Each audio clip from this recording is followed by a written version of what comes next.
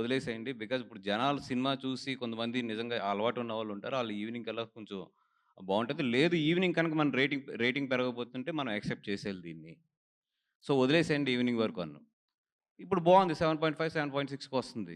Maybe బావుంటే రేపు పొద్దున్న 8కెళ్తది, 8.5కెళ్తది, 9 కూడా ఎళ్ళొచ్చు.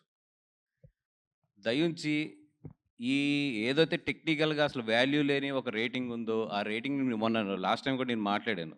ఇప్పుడు నిజంగా ఒక రేటింగ్ పెట్టాలంటే దానికి కొన్ని కొలమానాలు ఉండాలి. అంతేగాని షో చేసిన తర్వాత మీరు పెట్టండి అంటే ఏముంది 300 టికెట్లు బుక్ చేసి కొడితే అయిపోతది రేటింగ్ అది. సో, బ బట్ 300 టికెట్లు అవతల కొడితే మళ్ళీ 300 జెన్యూన్ పీపుల్ యువతల కొట్టాలి దాన్ని మళ్ళీ పెంచాలంటే మాకు. అంటే అలాగా ఒక కొలమానం లేని రేటింగ్ గురించి ఎక్కువ కొట్టుకోవద్దని పొద్దున్న చెప్పడం జరిగింది. అదీ కాకుండా నిజంగా ఒకటే సింపుల్ నేనెప్పుడూ అనుకునేదేంటంటే, ఒక సినిమా బాలేదంటే మీకందరికి తెలిసిందే ఫస్ట్ షోకి పడిపోతది. ఈ రోజులు ఉన్న రోజుల్లో అది ఇంత కాంపిటీషన్‌లో ఇన్ని సినిమాల్లో ఫస్ట్ షోకి పడిపోతుంది. ఒకసారి అది ఏమో ఇప్పుడు బుక్ మై షోది. ఇప్పుడు నేనిందాక 2:00కి పెంచిన షోస్ తప్పితే 2కో, 3కో కొన్ని షోస్ పెంచాం నైట్ షోస్. అయి తప్పితే ప్రెజెంట్ అంటే ఇప్పుడు 4:40, 5:00కి ఇంచుమించు ఇది 2.35 మీద పర్ అవర్ ఎళ్తుంది. అంటే సినిమా బాగోకపోతే మీ అందరికి తెలుసు అసలు 2.35 మీద పర్ అవర్ అనేది highly impossible. And second thing చూస్తే టోటల్ మొత్తం ఎక్కడ కూడా ఆరెంజ్‌లు. అంటే ఇన్ని షోల మీద మీకందరికీ కూడా తెలుసు. నా దగ్గర అంత డబ్బయితే లేదు నిజంగా టికెట్లకి. ఓకే. పోనీ ఈరోజు ఓకే. ఈరోజంటే ఓకేనండి. ఫస్ట్ డే హాలిడే అంటారు. ఒకటేంటంటే ఎంత ఇదున్నా రేపుటిది బుకింగ్ ఉండదు. మీరు చూడండి బుక్ మై షో ఓపెన్ చేస్తే రేపు కూడా ఈ రేంజ్ ఆఫ్ ఫిల్మ్‌కి నేను చెప్పేది. ఈ రేంజ్ ఆఫ్ ఫిల్మ్ కూడా రేపు మీరు చూస్తే ఐనాక్స్, జీవీకే 1 లాంటివి కూడా ఇంచుమించు ఆరెంజ్‌లోకెళ్ళినియి. రేపు కూడా ఇంచుమించు 20-22 షోలు ఆరెంజ్‌లోకెళ్ళినియి అంటే ఇటు వైజాగ్ ఇయన్నీ కలుపుకుంటే అంటే దట్ దట్ మీన్స్ నేనేదో అద్భుతం జరిగిపోయింది అది ఇది అని చెప్పట్ల.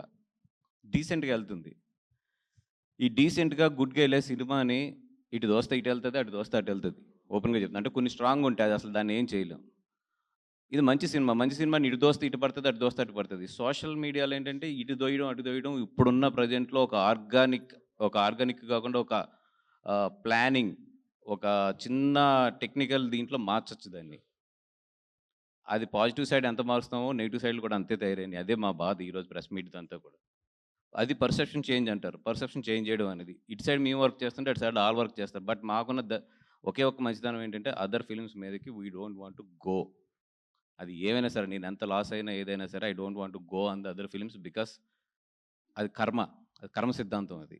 ఈ రోజు కనుక మేము అది చేస్తే, ఎప్పుడు ఎలా తగులుతదో మాకు తెలీదు. ఇప్పుడు మాకు హ్యాపీ. ఇప్పుడు వస్తున్న కలెక్షన్స్ గాని, ఇప్పుడు ఎళ్తున్న దానికి కూడా మాకు హ్యాపీ. ఇంక మేము దానికన్నా కూడా ఎక్కువ ఆలోచించదలుచుకోలేదు. ఓకే. వాటెవర్ దే డూ అదేంటంటే కెరియర్స్ ఎఫెక్ట్ ఇప్పుడు డైరెక్టర్ గారికి గాని, వీళ్ళందరికీ కూడా కొన్ని కెరియర్స్ ఎఫెక్ట్ అవుతాయి.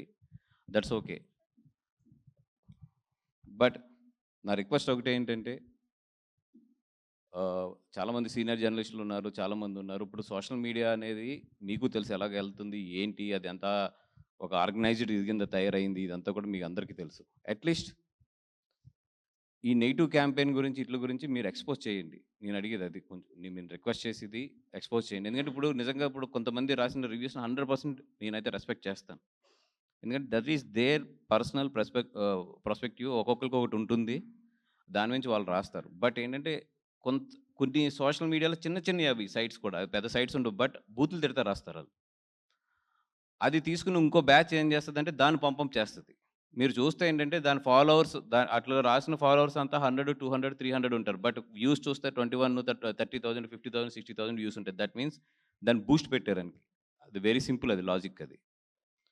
సో, ఇట్లాంటియన్నీ కూడా చూసాము. ఇయన్నీ తెలుసు టెక్నికల్‌గా. కాకపోతే ఏంటంటే నవ్వుకుంటూ వెళ్ళిపోతూ ఉంటాం అంతే.